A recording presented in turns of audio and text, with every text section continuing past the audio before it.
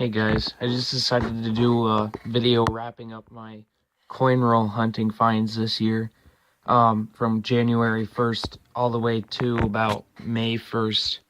I have been able to pick up many boxes from the bank lately because I've been busy, and only time I'm not busy is after the bank closes. So I'm just gonna start listing some of the stuff I got. I got half a milk jug full of wheat pennies. There's 143 in there, but that's out of about 10 boxes.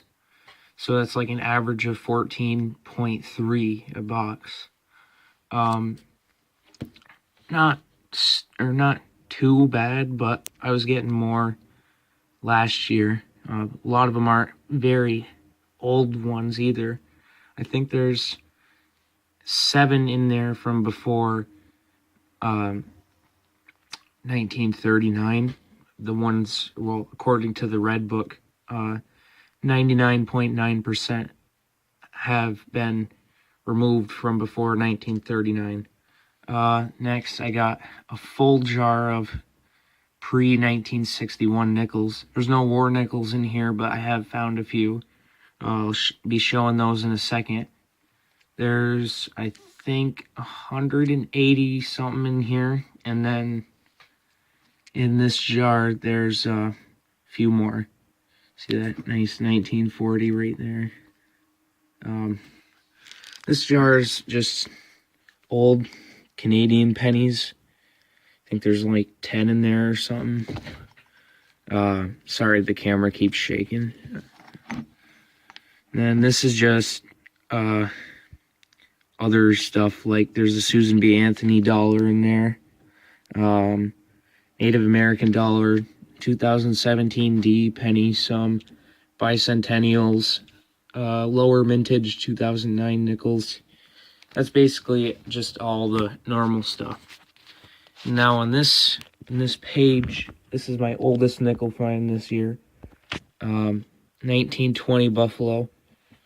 That's or my oldest coin so far this year was a 1916 D cent, but that's the oldest nickel. Somebody gave me this 1935 Mercury Dime too. I didn't find it, but I keep all the stuff together that I've either been given or that I've found this year. Sorry, it's hard to focus on it. They're pretty decent shape, but it looks like it's been cleaned once.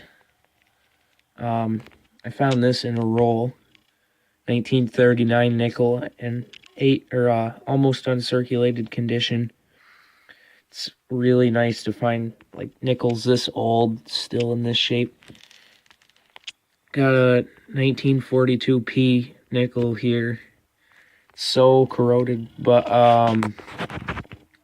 can't even tell the date. I had to soak it in an acid solution just to remove enough to see the 42. Okay, so the next nickel I got was 1943 Pea War Nickel, 35% silver, really nice shape. I actually found this on the ground at the gas station on my birthday. It's made me pretty happy. I just saw a nickel on the ground and I bent down to pick it up and I saw the big letter on the back, the P. I knew it was war nickel. I also got a 1943 P in a roll too. About a month after I got the other 43P. Also really nice shape, about the same grade. Not a lot of money in these for silver content, but they are old and collectible, so 1944 P war nickel, also 35% silver, and a 45 lamination error penny. This was early in the year, February 21st. Try to keep all the dates down.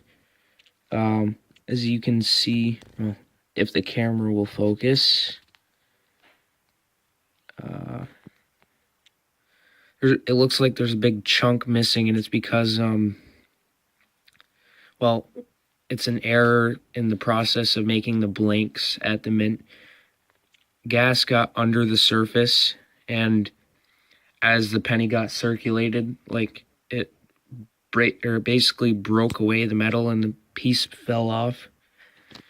Then my next find was this 1945 Pea War Nickel. I had 2 boxes this year where I found 2 war nickels. The rest I had no war nickels whatsoever. Also pretty nice. It has a big scratch down the front though. This nickel was pretty interesting the way I found it. Well, actually, I didn't even find it. My uncle was tearing apart pieces of like the wall in this house because he's basically expanding a room, like doing an addition and kind of opening up the inside of his house.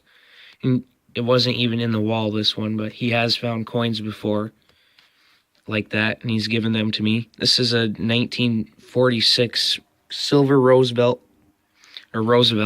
first year of issue. It was in a doorknob. He was taking the doorknob off the door because it was like antique or whatever, and he was gonna put it on a new door because he was getting rid of one. He wanted to keep the doorknob, and that was inside. So pretty cool.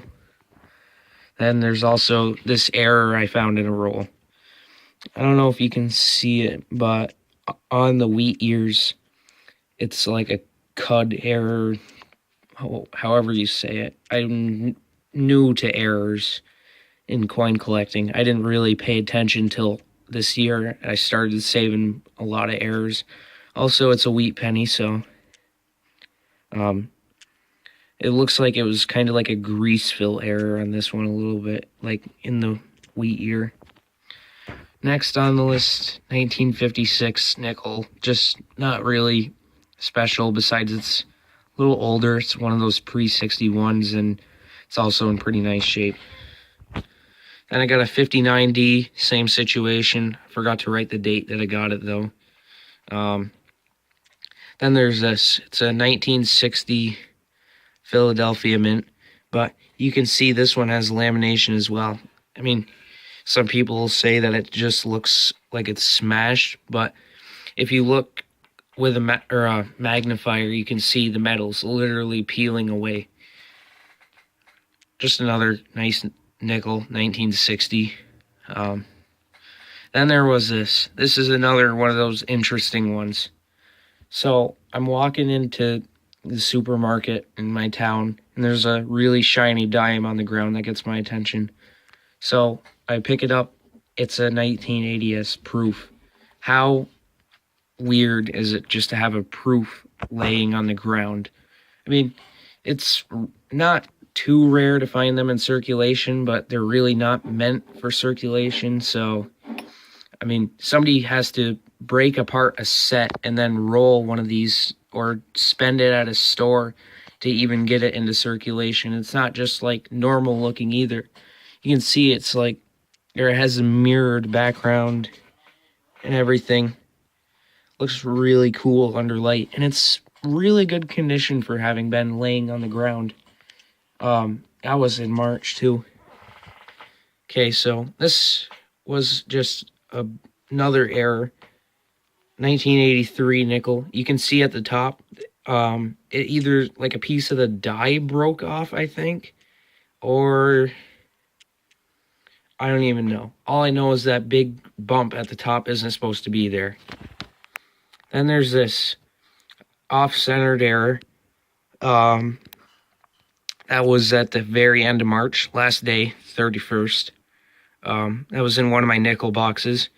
It's not really off-center a lot, but Liberty in 2000 is cut off, and you can see that giant rim on the one side and no rim on that side. I said it was about 10% off-centered. Pretty cool, in my opinion. And then, at the beginning of the year, well, in February, there was this proof. This is my first ever proof that I've found. The dime was my second, and I've only found 2 to this date. This proof, 2002 penny. Sorry, my skills recording aren't very well with the focusing. 2002 This one again was broken out of a set and spent. Really circulated too, so to the naked eye it doesn't really look that much different than a normal penny, except for the S mint mark. If you look at it under certain light, you can see it's a little mirrored still. And this is the last thing that I'm going to put in this video. 2017 P penny, the only penny to feature mint mark. That's the letter P since they've made pennies.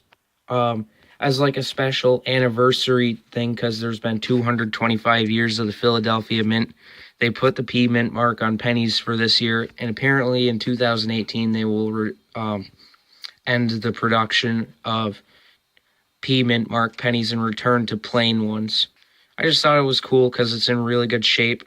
First 2017 penny I even got this year. Second was the 2017 D.